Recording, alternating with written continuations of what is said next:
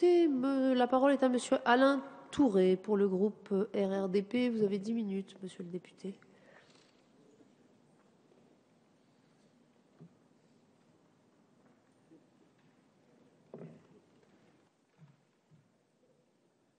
Madame la Présidente, Madame la Garde des Sceaux, Monsieur le Président, Monsieur le rapporteur, l'article 20 de la Constitution est lapidaire.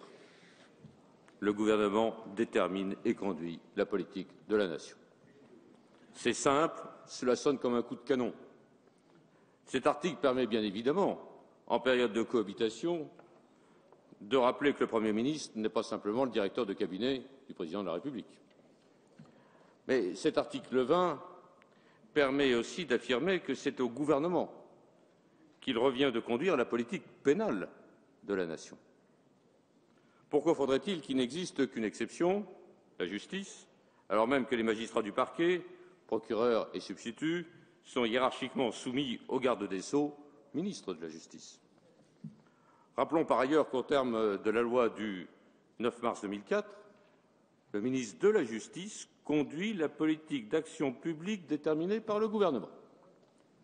Il revient donc, en application de l'article 31 du Code de procédure pénale, au procureur, au ministère public, d'exercer l'action publique et de requérir l'application de la loi. Quant au ministère public, il lui appartient d'exercer l'action publique dans le respect des principes d'indépendance et d'impartialité. Tout cela était très clair, c'était sans doute trop clair dans notre République. Les rôles respectifs du gouvernement, du garde des Sceaux, des procureurs, tout normalement étaient bien structurés. Mais depuis toujours, en matière de justice, la pression des affaires, la pression des textes européens, la pression de l'opinion, tout ce qui aurait dû être simple dans une République vertueuse est devenu insupportable. Car il est bien vrai que le citoyen soupçonne, aiguillonné par la presse, le pouvoir d'utiliser la justice au profit de ses amis. Et le peuple ne veut ni de la République des copains, ni de la République des coquins. Alors, il a fallu trouver, bien évidemment, un certain nombre de responsables. Les premières visées, ça a été les instructions individuelles. Prises par le garde des Sceaux, elles devaient pourtant, depuis 1993, être écrites, versées au dossier, communiquées à la défense, communiquées aux partis. À l'époque, c'était ce bon monsieur Méhaignerie, dont nul n'oserait ici mettre en cause une quelconque intention malicieuse. Le président de la commission des lois dira en plus que c'était un Breton. Il s'était montré l'initiateur d'un tel système qui, au demeurant, ne fut utilisé, il faut le rappeler, cela a été dit, qu'une dizaine de fois par an. Mais le politiquement correct ne pouvait supporter plus longtemps le pouvoir du garde des Sceaux. Désormais, le garde des Sceaux ne pourra plus adresser aucune instruction dans les affaires individuelles, il y renonce. Il ne pourra plus dénoncer, et ça c'est plus grave, Madame le garde des Sceaux, il ne pourra plus dénoncer au procureur général les infractions à la loi pénale dont il a eu connaissance, puisque le texte est supprimé. Le garde des Sceaux était jusqu'ici un acteur.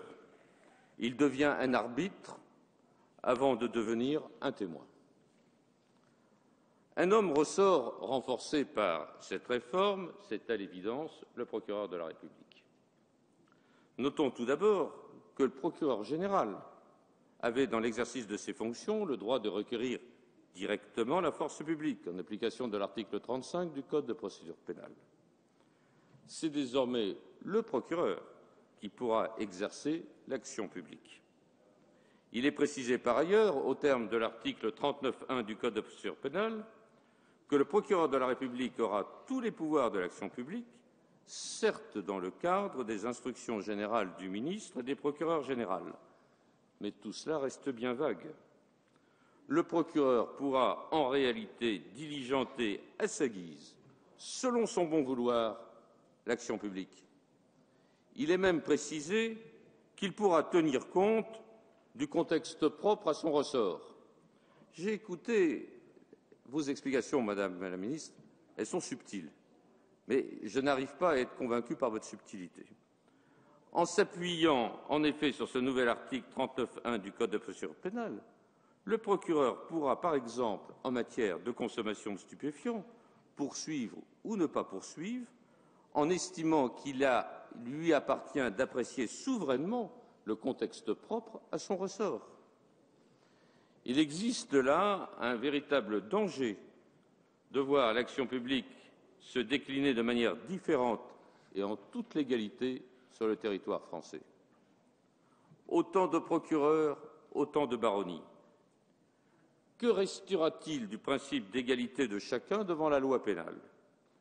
La justice sera-t-elle appliquée et diligentée de la même façon, ici en Amérique, ici en Océanie, ici dans l'océan Indien, ici en Afrique, car la France, elle est partout. Car la France, elle est aussi une et indivisible, même dans les parties du monde et dans toutes ces parties où se trouve le drapeau français.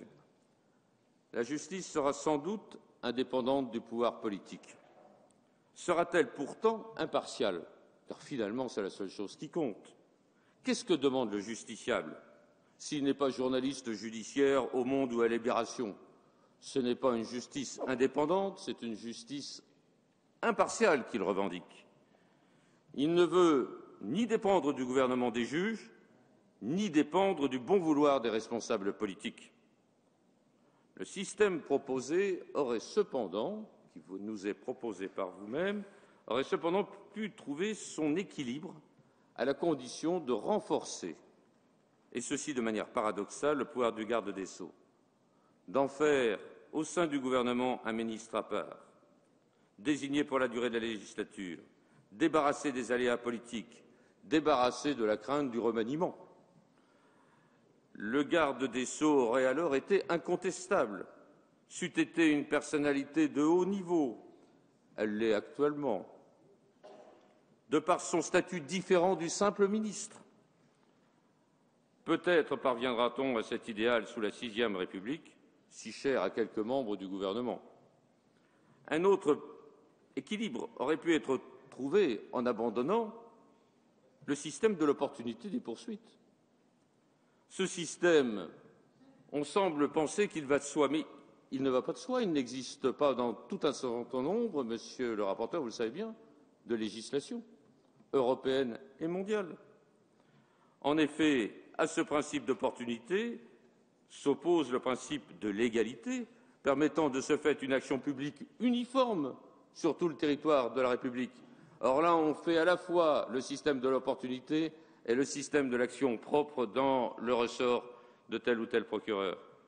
Sous l'influence aveugle des anglo-saxons, sous l'influence européenne, nous nous détachons de l'interprétation jacobine de l'article 20 de la Constitution. Certes, rien n'a été parfait dans le passé. Est-on pour autant certain que tout sera parfait dans l'avenir? Est-ce que la République des procureurs sera une garantie pour les justiciables? J'en doute. Notre conception de la République est simple. Le garde des Sceaux conduit l'action publique. Il doit rendre compte au chef du gouvernement. Il doit rendre compte au Parlement.